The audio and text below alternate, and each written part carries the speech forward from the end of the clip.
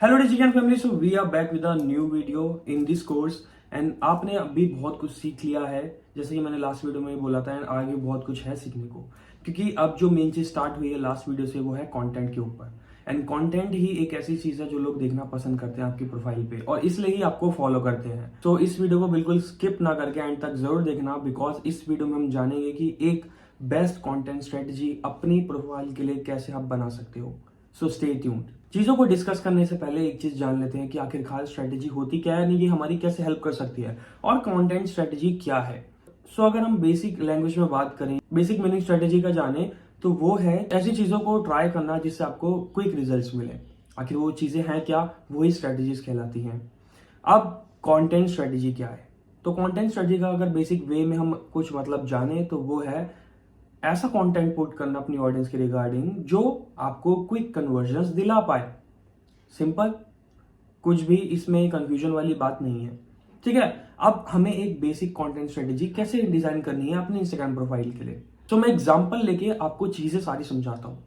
ठीक है, अब मान लीजिए कि मेरे को कंटेंट क्रिएट करना है अपनी इंस्टाग्राम निश के लिए एंड मेरे पास जाहिर सी बात है टाइम नहीं है, मैं हर दिन बैठ के चीजों को प्लान नहीं कर सकता। तो यहाँ पे मैं प्रॉपरली हर चीज को प्री डिसाइड करूंगा।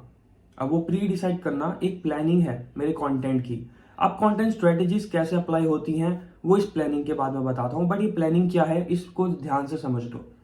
ठीक है, सो हमने एक एग्जांपल ले लिया कि मेरे को बाहर जाना है इंडिया से कुछ टाइम के लिए या 1 महीने के लिए बाहर, बट मैं चाहता भी नहीं हूँ कि मेरा जो अभी इंस्टाग्राम पे फ्लो है वो टूटे।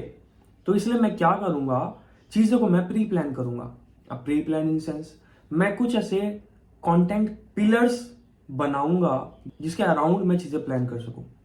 मान लीजिए मैं एक इंस्टाग्राम कोच हूं या इंस्टाग्राम मार्केटर हूं या सोशल मीडिया मैनेजर हूं, तो मेरी एग्जैक्ट निश होंगी क्या, कुछ सर्टेन लोगों की हेल्प करना इंस्टाग्राम के रिगार्डिंग, फ्रीलांसर्स के लिए कुछ टिप्स देना, इसके अलावा आप कैसे इंस्टाग्राम पे ग्रो कर सकते हैं उसके हैक्स, इसके अलावा फोटो ट्यूटोरियल्स, वीडियो ट्यूटोरियल्स जो मैं डालता रहता हूँ। तो मेरे कंटेंट पिलर्स बन गए। अब इन कंटेंट पिलर्स के रिगार्डिंग मेरे को चीजें क्रिएट करनी है जो कि मेरी टारगेटेड ऑडियंस के अराउंड घूमे। मान लीजिए मैंने आपको जैसे बताया फ्रीलांसिंग टिप्स हो गई, इंस्टाग्राम टिप्स हो गई, बिजनेस टिप्स हो गई, या इसके अलावा कुछ फोटो ट्यूटोरियल्स हो गए। अब ये कौन कौन करता है, अब फ्रीलांसर्स के लिए जो टिप्स हैं वो सिर्फ फ्रीलांसर्स ही देखेंगे। उनको टारगेट करने के लिए पहले मैं उनके रिगार्डिंग कंटेंट या उनके रिगार्डिंग रिलेटेबल कंटेंट क्रिएट करना, उसमें भी वैरायटी है। जैसे मैंने आपको पहले बताया है कि 4 टाइप के ही कंटेंट होते हैं, जिसमें से आपका है रिलेटेबल, एंटरटेनिंग, इंस्पायरिंग और एजुकेशनल। और इसके बाद एक और होता है प्रमोशनल, बट प्रमोशनल की हम बात ना करके हम इन चीज पे आएंगे। ठीक है, अब लोगों को आप कैसे कनेक्ट कर सकते हैं अपने पर्सनल लेवल पे अपना इंस्पायरिंग कंटेंट शेयर करके।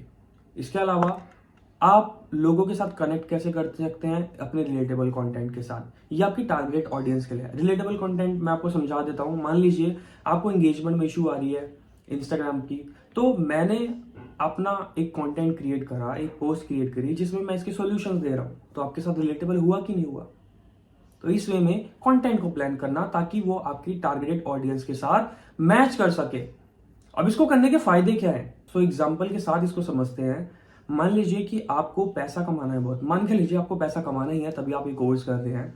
सो आपको पैसा कमाना है, उसके लिए ना आप चीजें ढूंढ रहे हो कि मैं कहां से क्या करूं, कैसे करूं, तभी आपको ये कोर्स भी मिला था। ठीक है, अब ना मैंने एक पोस्ट क्रिएट करी या मैंने एक कोर्स क्रिएट करा, जैसे मैं अभी कर रहा हूं, ये मैं बोल रहा हूं कि ना आप इस कोर्स को करके पैसा कमा सकते हो। किस वे में, एक प्लेटफॉर्म के थ्रू। और अगर आप ये कोर्स देख रहे हो, कोर्स कर रहे हो, उसको अप्लाई कर रहे हो, तो 3 लोगों के इसमें फायदे हैं।